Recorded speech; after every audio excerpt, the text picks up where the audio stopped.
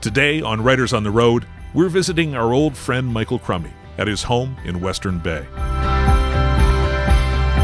Every year at Writers at Woody Point, we invite authors from around the world to our small town in Newfoundland to tell their stories in our favorite place. Now we're hitting the road to visit some of our favorites in places that are special to them. I'm Stephen Brunt, and this is Writers on the Road. Michael Crummey is an acclaimed novelist and poet. His most recent works are the linked novels The Innocents and The Adversary. Michael read on the first night of the first Writers at Woody Point back in 2004 and has been a regular and favorite at the festival ever since. He grew up in Buckens, a mining town in central Newfoundland, and also spent time in Wabush, Labrador. But his family's roots are in Western Bay, Conception Bay, where he shares a house with his wife, the bird scientist, author, and musician, Holly Hogan. I joined Michael in the yard of that old wooden house. We sat outside in the bright sunshine, surrounded by apple trees, and even enjoyed a visit from his neighbor Michael Winter's free-roaming dog. Michael, thanks for doing this. We're in Western Bay. Yeah. So tell me where we are here. Well, this is Conception Bay North, so it's about an hour and a half outside of St. John's. It's the little town where my father was born and raised. And we used to come out here every summer while my grandmother was alive and spent part of the summer out here. My dad left when he was 17 or 18 and moved to Buckens, which is where I was born and raised, a little mining town. This has been a summer place for myself and Holly and the kids for about 20 years now. And I was telling you earlier, like sadly, the house where Dad grew up was still standing when I moved home. And they were asking, does anybody want this house? And I had just bought a house for the first time in St. John's, didn't own a car, was a single guy. And so I said no, and everybody said no, so they tore it down. And then 4 years later, Holly and I were out here driving up and down the coast, trying to find a spot as a summer place. And you know, things work out often.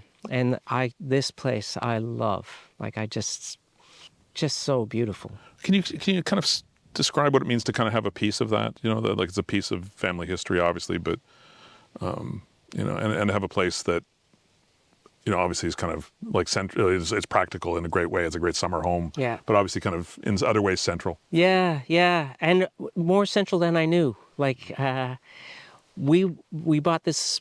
We're the first people to own this house that weren't part of the family that built it 100 years ago. It was the Dalton house, and it was owned by two brothers, and they felt like they were getting too old to keep it up. So they had it up for sale. And we had just missed a bunch of other places, like putting in an offer and it sold. We lost one place on a coin flip with a friend. And this place, we came out to have a look at it, and we didn't want the kids to know, but they got wind of it, so they insisted on coming. It was piss and rain. The brothers and their wives were out here having a jigs dinner. And we barreled in, and the kids did all the things we didn't want them to do. They were jumping on the beds and running roughshod through the place. And I didn't know this until after we bought the place, but the Daltons, their mother, was a good friend of my grandmother's. And my grandmother and my Aunt Helen used to come up here every Sunday for tea. And we found out after we got the house that someone else had offered more. But they sold it to us because of the kids. And they loved the idea of kids being in the house. And because they knew us. That's so great. Right? The day we got the keys, came out here and opened it up, and they had framed this old calendar cover from a guy who ran a dry goods store, Eli Crummey, back in 1919 or something like that. So that was hanging on the wall when we came in. So it did really feel like, I've always said that I belong in Newfoundland in a way that I would never belong anywhere else in the world. And I feel that again here, like I belong here in Western Bay in a way that I would never belong anywhere else in Newfoundland. And I want to talk about that sense of place and how it factors into for you as a writer. But you know, you didn't grow up here. You grew up In Buckins. in Buckins, and then a little bit in Wabush, right? Yeah, that's right. Moved up there when I was 14. It's two of the less outporty parts of Newfoundland. Like, they're very rarely featured in the tourism ads. Right. A different inland, about as far as you can get from saltwater, really, in both places, I guess. Yeah. Was this, when you were living there in those places, was, like you said, you came back here in the summer, was this kind of, the imaginary homeland kind of thing? Was there some kind of a role that it played, or, like, how did you feel about those places? Yeah. I mean, I love Buckins. I mean, when we left on my 14th birthday. Because the mine was shutting down. Dad had lost his job the year before after 30 years with the company. And was lucky enough, he didn't think he'd ever get another job. He was 52, I think, 51, 52. He was lucky enough to get a job in Wabush, so we moved up there. And I also loved that place. And mining towns, especially thriving mining towns, it's a great place to grow up. And I will say, like, coming out here in the summers, this place felt foreign to me. Like, I knew that the world that I grew up in, that was my home, was quite different from here. Just because of the proximity of the ocean and the way that people lived. Like, the kids around me out here spent time on the water and spent time in the backcountry and stuff like that. So I think part of the reason I've written about Newfoundland so much and about the world that my parents came from so much is to try and find my place in it, to feel like I have a home in that world. At what point in your life did you think, identify, imagine yourself as a writer? Yeah, I have a very clear picture of that. Like, it's almost like there was a moment. Because I finished high school at a time, I was the last graduating grade 11 class. We only went to grade 11, so I was 16 when I finished high school. And I went to university with no idea what I wanted to do. And I took 5 general courses. And in English, we did all poetry in that first term. It was like someone turned on a light. I can remember the moment I went to the library and walked to the back of the room, sat in one of those carols to write a poem. And it was in response to reading this stuff. And it was like, I don't know what it is exactly, but that's what I want to do. And it felt like a vocation right from the start. I mean, not one I could tell anybody about, right? I might as well say I wanted to go into porn or something. Like, it was that embarrassing. It was that far outside of my sense of what people I knew did. And so I did it in secret for years. But and I never expected ever to make a cent off it. But I knew that's the only thing in my life I've ever had that feeling about. This is what I'm meant for. So it's pretty fucking lucky it's worked out. Well, I say there's no direct career path either. If you decided you wanted to build bridges or fly airplanes, there's kind of a way to get there, right? Absolutely. And there were no, well, no, that's not true. I was going to say there were no Newfoundland writers, and that's not true. I remember in high school, Kevin Major came and gave a reading at our high school. And that was the first real live writer I'd ever seen. So I did have a sense that there were Newfoundlanders doing it. But there was no one you could reach out to. Like, there weren't writers groups, there was no one you could, like, call up or bump into and say, how did you go about it? Like, what's the next step if I wanted to do this? And I was too shy to have done that anyway. So, and I feel like, we're in a very different world now where everybody does writing programs, or they do writers' workshops, or they're part of writers' groups. And I do think that people learn things much more quickly that way. Like, there are all kinds of shortcuts to get you past, like, the mistakes that everybody makes. But I do, looking back, I feel like it was a rockier road, but I also feel like I'm glad I went that route. You know, I do feel like having to learn all those lessons on my own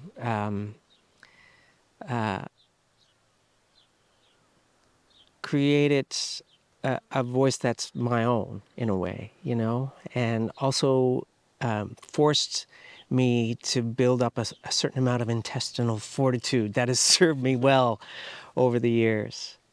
Now so you decided to follow an academic path. Now I should point, so when you were doing that academic work, you were away. You were living at Queen's University, Yeah. Kingston, Ontario. Yeah. Well, what was, I assume that's the only prolonged period you lived away, right? It is, yeah. But it was prolonged. Like I was in Kingston for 13 years. Wow. It was interesting because I was not somebody who pined, you know, like Okay. yeah. That's and I know that's a bit of a cliche. Yeah. The Newfoundlander missing home, etc. But Yeah. yeah. I mean, it's a cliche for a reason, I think, because a lot of people, like even the people who like their only goal through high school was to get the hell out of Newfoundland. Even a lot of those people end up like 2 or 3 years after looking at, well, how can I get home? And that was not me, you know. I was pretty happy up there. I made a lot of great friends. I had a really great social circle. And I didn't feel like I was a fish out of water at all. So I think what ended up happening was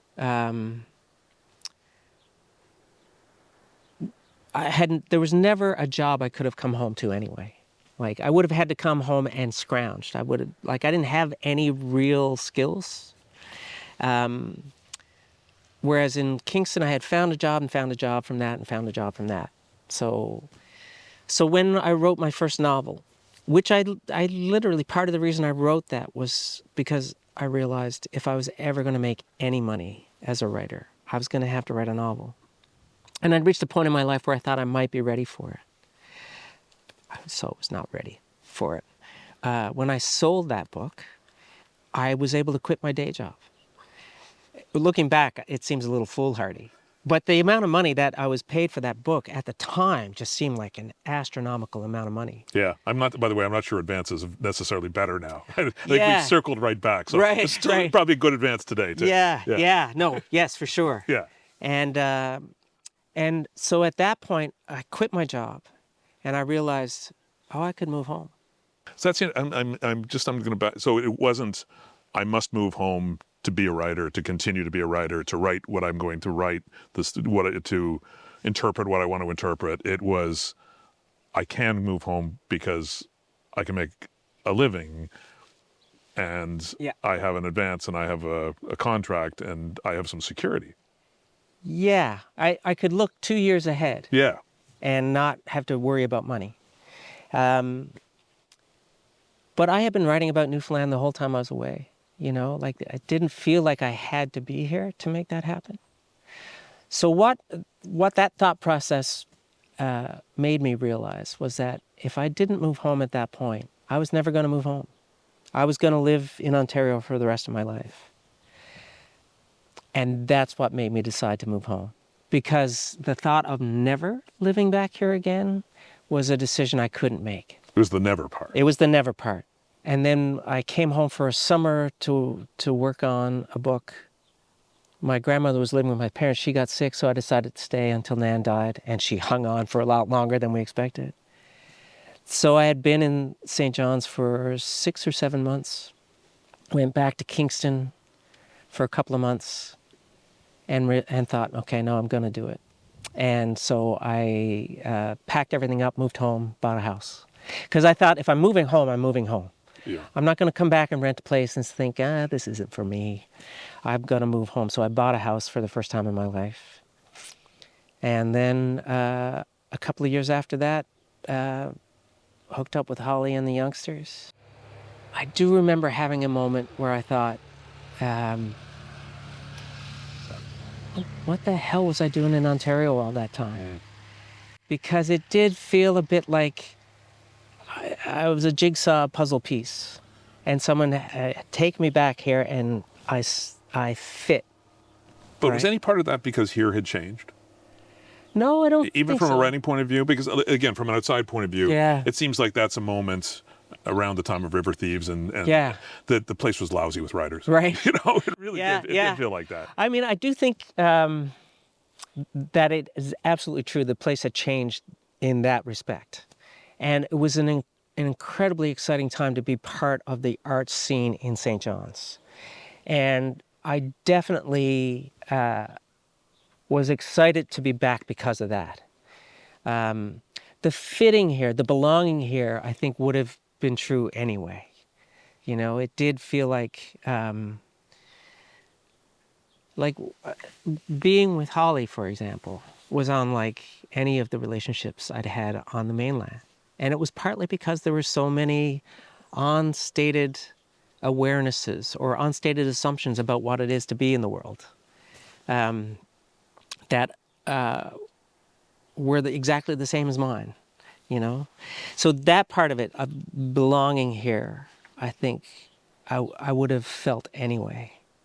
But it's also true that, like, the place was just, it was on wheels, right? Yeah. The music scene, the theater scene, it was an incredibly exciting time, and for writers especially. Yeah. And there was, when I left Newfoundland and moved to Ontario, there were a lot of writers here, but they could not get published on the mainland, or if they did, they got published as a regional writer. Like Wayne Johnson was being published by M&S in those years, but always came out in softcover and was like marketed to the Atlantic provinces, but never really anywhere else. And then the shipping news happened. And right on the heels of the shipping news, the Colony of Unrequited Dreams. Well, and the irony of ironies that the shipping news that unlocks it is written by An American. An American. Yeah. But it just, I think the conventional wisdom outside of Newfoundland at the time was no one wants to read a book about Newfoundland except Newfoundlanders. And the publishing is just, it's a faddish business. And all of a sudden they're like, hey, everybody wants to read about Newfoundland. So there were agents and publishers flying to St. John's and setting up at the Hotel Newfoundland and having meetings all day long with Newfoundland writers. Wow. I mean, That's crazy. compared to what it was like before I left. Like, nobody could have ever have guessed that that's what the scene would have been like at the time, 10 years later or 15 years later. And it was amazing to be part of that. And it wasn't just writers, it was like really, really good writers. And I've always said that the part of the reason that so much good stuff has come out of Newfoundland is because it's so isolated. Like, I'm a big believer in the 10,000 hour thing. Like, I think part of the reason I've gotten to where I've gotten as a writer is because I was too stupid to know how bad I was. And I just kept going. I just kept plugging. I don't think anybody would have looked at what I was doing in my 20s and said, this guy, watch this guy. But because I just kept at it, I think I learned. And I think it was the same in theater, in movies. Like, if you wanted something done, you had to learn to do it yourself. And you were given the opportunity. So if you had grown up in Hamilton or North York or Kelowna or and had the same aspirations and the same talent, what you're kind of saying is that you don't think it would have played out the same way. Yeah, I don't think so at all. I think part of the reason I think that is because I've always said that the main thing I have to offer as a writer is Newfoundland, the uniqueness of the place and the particular culture of the place, the language and the way that people have lived here and how that shaped them.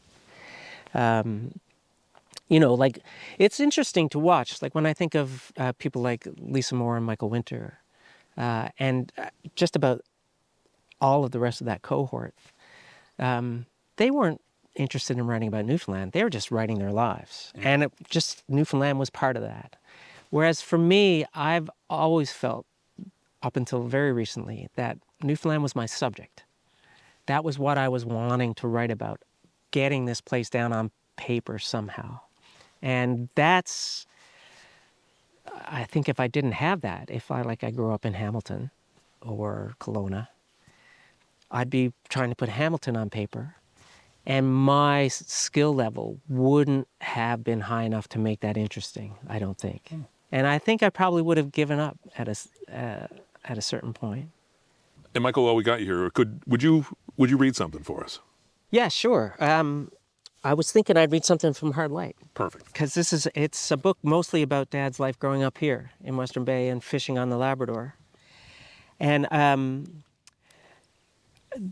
the last time I was in the house that Dad was born and raised in, it had been sitting empty for a long time. And so we brought sleeping bags, but most of the furniture was still in there. And so we were poking around in there. And I found there was like a couple of old legal documents shoved in a drawer.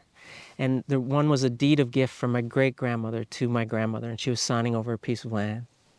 And it occurred to me, my great-grandfather, I had always heard stories about, Uncle Bill Rose. He lived to be 90-something. Never heard anyone mention my great-grandmother. And she had died 30 years before he did. Don't think there were any pictures. So I thought, I think this is the only piece of evidence that the woman ever existed. Wow. So I took that and rejigged it for this book. So this is called Her Mark.